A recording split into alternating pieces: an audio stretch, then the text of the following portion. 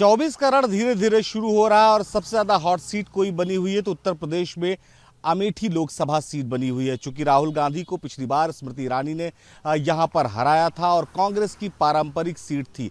इस बार अगर राहुल गांधी अमेठी से उम्मीदवार होते हैं तो अमेठी की जनता क्या चाहती है ये समझने के लिए हम गौरीगंज में इस वक्त मौजूद हैं, जहां पर लगातार कांग्रेस पिछले लंबे समय से जो है यहां पर अपनी सीट बनाए रखी थी और इसके बाद अब स्मृति ईरानी ने पिछली बार राहुल गांधी को हराया और उन्होंने वायनाड जाकर जो है वायनाड से चूंकि वो चुनाव लड़े तो वायनाड में रह गए।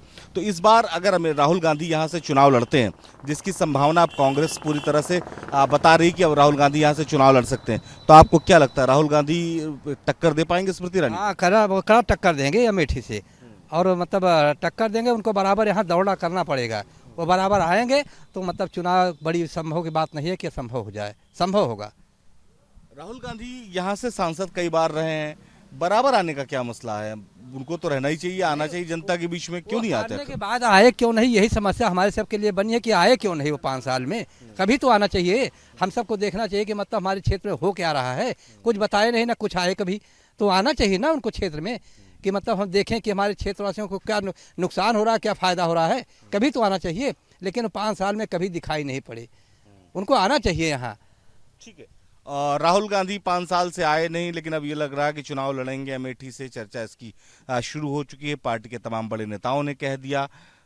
तो क्या स्मृति ईरानी को इस बार टक्कर दे पाएंगे राहुल गांधी? टक्कर तो दे पाएंगे, लेकिन इनके पिताजी का संसदीय क्षेत्र अमेठी था। पूरा देश विदेश में नाम है कि कांग्रेस अमेठी का है। तो राहुल गांधी को तो अमेठी एक बार हारने के बाद भी तो आना था, पब्लिक से पूछना था कि क्या दुख है, क्या तकलीफ है।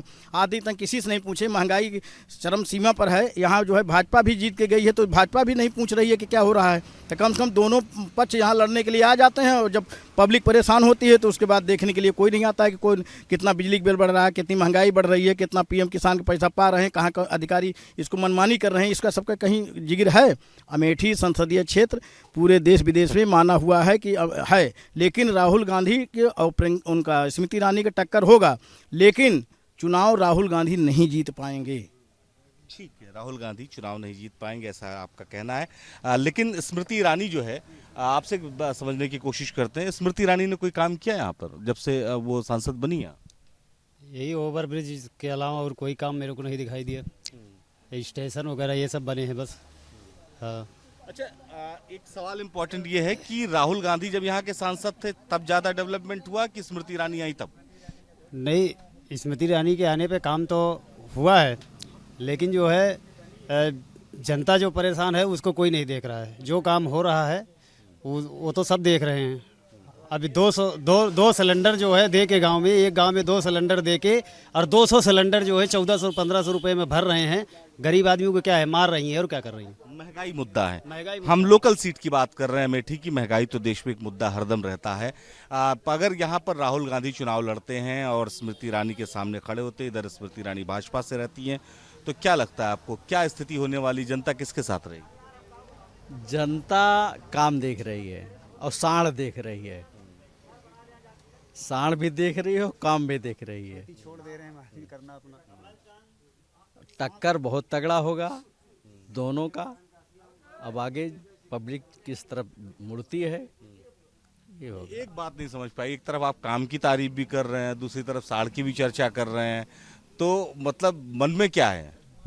अब देखा जाएगा आगे।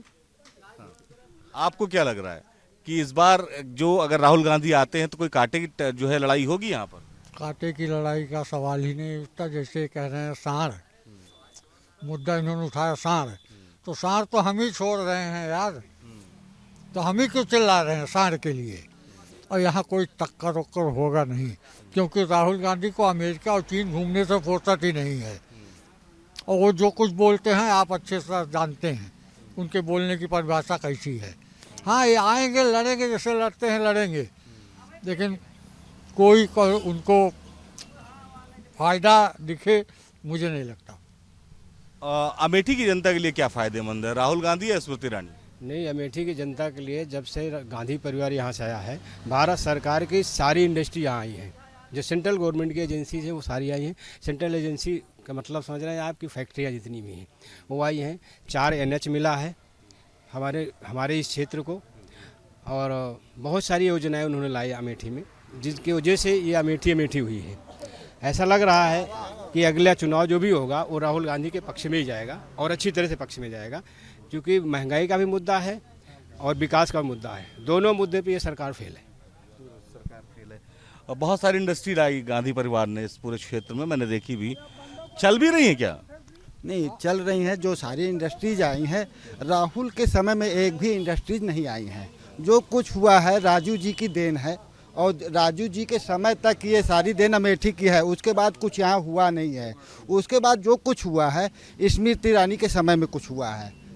अब रही बात टक्कर की, तो दोनों की आपस में टक्कर होगी, क्योंकि राजीव गांधी को भी लोग ध्यान में रखते हैं, लेकिन राहुल गांधी का वो क्रेज नहीं रह गया है। अमेठी में भी जो भी विकास हुआ है राजीव गांधी के समय तक हुआ है, इसलिए स्मृति ईरानी को भी समय अभी दिया जाएगा, ऐसा नहीं है कि नहीं दिया जाएगा। तो दोनों में आपस में कड़ी टक्कर होगी, कौन निकलेगा ये ईश्वर जाने। तो इस वक्त गौरीगंज की जो जनता है उनका ये मानना है कि जो लड़ाई होगी वो कांटे की होगी। कौन जीतेगा इसमें फैसला होने में अभी समय है, लेकिन एक बात बहुत साफ है कि राहुल गांधी 5 साल से अगर अमेठी दौरे पर नहीं आए हैं तो उन्हें मेहनत करनी पड़ेगी और जनता का एक बार फिर से भरोसा जीतना पड़ेगा। अमेठी से वीडियो जर्नलिस्ट अमित सिंह के साथ निखिल शर्मा, न्यूज़ नेशन।